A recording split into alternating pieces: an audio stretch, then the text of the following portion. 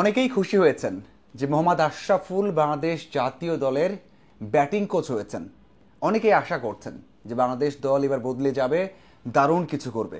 আশরাফুল বাংলাদেশের সেরা ট্যালেন্ট, বাংলাদেশের প্রথম সুপারস্টার এবং বাংলাদেশ দলকে যে বদলে দিতে পারে সেটা আমরা সবাই জানি।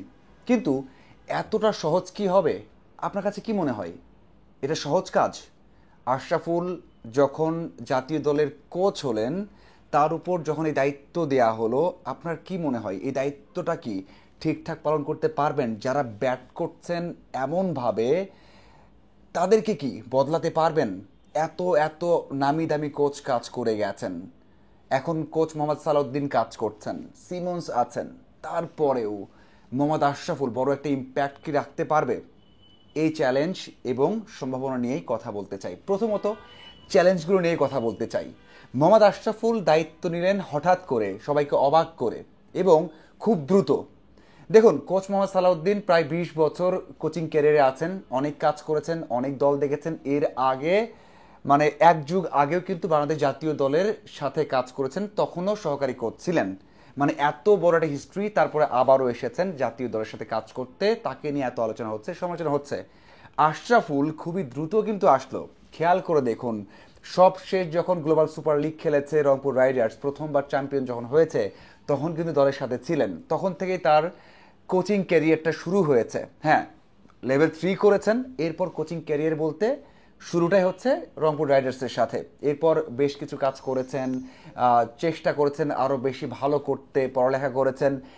সবশেষ বা এখন যেটা করছেন সেটা হচ্ছে এনসিএল এ একটা দলের দায়িত্বে কিন্তু আছেন। তার মানে খুবই ছোট তার ক্যারিয়ার, কোচিং ক্যারিয়ারটা খুবই ছোট। এরপরে হঠাৎ করে জাতীয় দলের মতো একটা বড় দায়িত্ব কাঁধে পড়লো এমন সময় যখন সবগুলো ব্যাটার মনে হয় ব্যাট করতে ভুলে গেছেন, কিভাবে ব্যাট ধরতে হয় সেটাও ভুলে গেছেন। এই দায়িত্বটা তাকে নিতে হচ্ছে। তাহলে কত বড় একটা দায়িত্ব বুঝতেই পারছেন। তো এত দ্রুত একটা জাতীয় দলের দায়িত্ব নেওয়া বড় একটা চ্যালেঞ্জ কিন্তু আশরাফুলের জন্য অপেক্ষা করছে। দ্বিতীয়ত, আশরাফুল কখনোই জাতীয় দলের অন্য জায়গায় কোচিং করাননি। মানে হচ্ছে এজ লেভেল 17 হোক, 19 হোক, 21 হোক, এইচপি হোক অথবা এ দল হোক, কোথাও কিন্তু কোচিং করাননি। আপনি জাস্ট খেয়াল করে দেখুন, পৃথিবীতে এমন ঘটনা কিন্তু বিরল, খুবই কম হয়। আপনি রাহুল দ্রাবিড়ের কথা বলতে পারেন, কতদিন আন্ডার 19-এর কাজ করেছেন, তারপর ন্যাশনাল টিমে এসেছেন। আশরাফুল কোনো এজ লেভেল বা জাতীয় পর্যায়ে মানে জাতীয় দলের কোনো দায়িত্ব নেননি।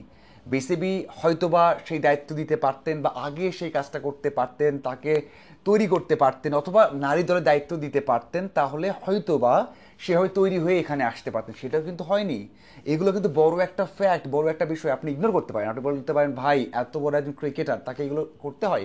হয় না তো ভাই, আপনি বেশি বলছেন, আপনি ঠিক বলছেন না, এটা বলতে পারেন। কিন্তু না, এই যে হান্নান সরকার, তিনিও কিন্তু এজ লেভেলে কাজ করছেন লং টাইম, এখন অনূর্ধ্ব 17 দলে কাজ করেন ব্যাটিং কোচ হিসেবে। এর আগেও কাজ করেছেন মিনহাজুল আবেদিন নান্নু, তিনিও কাজ করেছেন কোচ হিসেবে অনূর্ধ্ব 19 দলের, তারপর কিন্তু নির্বাচক হয়েছেন। এই যে একটা স্টেপ বাই স্টেপ আসা, ন্যাশনাল টিমগুলোর দায়িত্ব কীভাবে পালন করতে হয় সেটা শেখা, সেটা কিন্তু আশরাফুল শেখেননি। তার মানে সেই চ্যালেঞ্জ থাকছে, বিশাল বড় চ্যালেঞ্জ থাকছে। এরপর যে চ্যালেঞ্জটা সেটা হচ্ছে গ্রহণযোগ্যতা।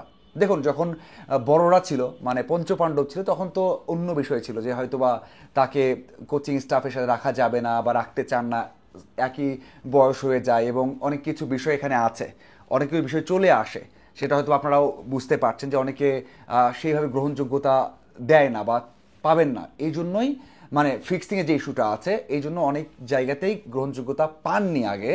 এবং এখন কিন্তু সে বিষয়টা যদিও ওই পর্যায়ে আসবে না, কিন্তু এখন যারা আছেন সিনিয়ররা, তারা কি সেই পরিমাণভাবে গ্রহণ করতে পারবেন, মানে ড্রেসিং রুমে সবাইকে গ্রহণ করতে পারবেন? এটা বড় একটা বিষয়। আর একটা বিষয় হচ্ছে যে টেকনিক্যাল যে চেঞ্জগুলো আছে, ছোট ছোট চেঞ্জ, এখন যারা ন্যাশনাল টিমে খেলছেন, খুব বড় চেঞ্জ কিন্তু দরকার না, খুব বড় চেঞ্জ দরকার না, করবেও না। ছোট চেঞ্জগুলোর জন্য আশরাফুল যে টেকনিকগুলো দিবেন, সেটা কি কেউ নেবেন, নাকি নিজের মতো করে থাকবেন, আগের মতোই থাকবেন? ব্যাটিং কোচদের কাজই তো হচ্ছে ছোট টেকনিক চেঞ্জ করে দেওয়া, মানসিকভাবে স্ট্রং করা। হ্যাঁ, মানসিকভাবে স্ট্রং করতে পারবেন, সেটা তো আছেই, কিন্তু ওই যে ছোট টেকনিক যে দেবেন আশরাফুল, সেটা কি সবাই অ্যাডপ্ট করতে পারেন বা নেবেন? নাকি তারা ওই যে আগে ম্যাকেন্সি কাজ করা, তার আগে সামারভিয়া কাজ করা, সিডেন্স কাজ করা, সেখানেই থাকবেন? এই যে একটা বিষয়টা ট্রাস্ট তৈরি করা যে আমারটাই ভালো, আমারটাই তোমার কাজে দিবে, সেটা একটা চ্যালেঞ্জ থেকে যাচ্ছে। এরপর বিষয়টা হচ্ছে যে ড্রেসিং রুম এনভায়রনমেন্ট। সালাউদ্দিন সেখানে আছেন, সেখানে সিমন্স আছেন, সেখানে একটা অস্থির পরিবেশ বিরাজ করছে। এখন একটা মাত্র সিরিজের জন্য দেওয়া হয়েছে, এই একটা সিরিজে কি চেঞ্জ করবেন, কয়টা দিন কাজ করবেন, এবং তারা কি সেভাবে কাজ করতে দেবে কি না।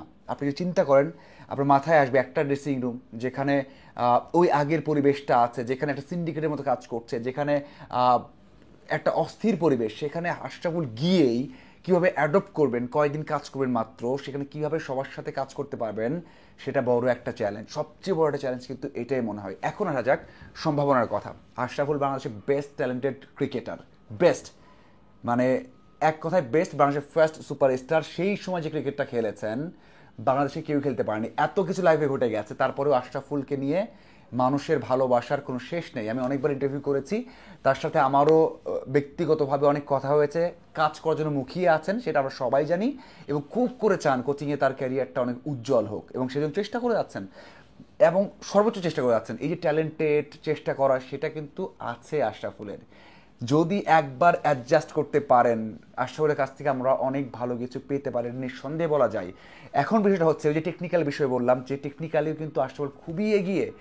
আধুনিক ক্রিকেটে কী হয়, সেখানেও কিন্তু এগিয়ে। এই জন্য যে টেকনিকগুলো চেঞ্জ করে দেবেন, সেটা কতটা ভালোভাবে চেঞ্জ করবেন, সেটা কিন্তু একটা বড় বিষয়। এবং প্রথম যে অ্যাসাইনমেন্টটা, এটাই বড় একটা অ্যাসাইনমেন্ট, যে পারবেন কি না। পারলে কিন্তু আশরাফুল ওই যে ভালোর দিকে যাওয়া, সেটা করতে পারবেন। দেখুন অনেকেই আছেন, অনেক বড় বড় তারকা আছেন, বড় ক্রিকেটার আছেন, বড় কিন্তু কোচ হতে পারেননি। আবার এমনও আছেন যে অনেকে বড় ক্রিকেটার নয়, নেইল ম্যাকেনজি, উনি কিন্তু মানে খুব বড় একজন ক্রিকেটার নয়, অ্যান্ড্রু ফ্লাওয়ার মানে খুব বড় দেশের ক্রিকেটার, বড় ক্রিকেটার ছিলেন না, কিন্তু তারা কিন্তু ওয়ার্ল্ডের বেস্ট কোচিং মানে কোচ বললে ভুল হবে না, বেস্ট কোচদের মধ্যে একজন বললে ভুল হবে না।